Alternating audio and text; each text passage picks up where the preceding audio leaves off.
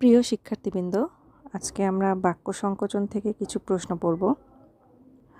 অক্ষীর অভিমুখে প্রত্যক্ষ, অক্ষীর অগোচরে পরোক্ষ, অক্ষিতে কাম যার বা যে নারীর কামাক্ষী, অক্ষিপত্রের লোম বা চোখের পাতা, অক্ষিপক্ষ, অক্ষীর সমীপে সমক্ষ, চক্ষু লজ্জা নাই যাহার চশমখোর, চক্ষুর সম্মুখে সংঘটিত, চাক্ষুষ, 25 বছর পূর্ণ হওয়ার উৎসব, রজত জয়ন্তী, 50 বছর পূর্ণ হওয়ার উৎসব, সুবর্ণ জয়ন্তী, 60 বছর পূর্ণ হওয়ার উৎসব, হীরক জয়ন্তী, 150 বছর, সার্ধ শতবর্ষ।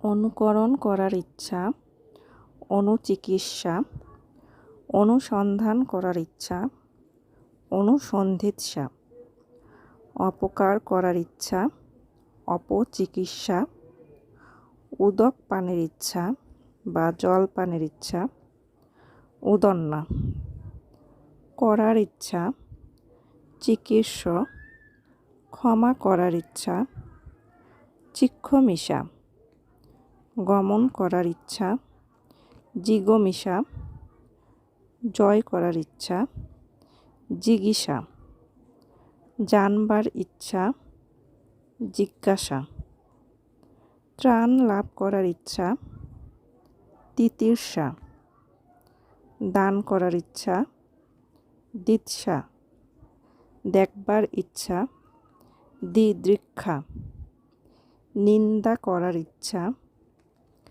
যুকুপ্সা, নির্মাণ করার ইচ্ছা, নির্মিৎসা, প্রতিকার করার ইচ্ছা, প্রতিচিকিৎসা, প্রবেশ করার ইচ্ছা, বিবক্ষা, প্রতিবিধান করার ইচ্ছা, প্রতিবিধিৎসা, পান করার ইচ্ছা, পিপাসা, প্রিয় কাজ করার ইচ্ছা, প্রিয় চিকিৎসা, বাস করার ইচ্ছা, বিবৎসা।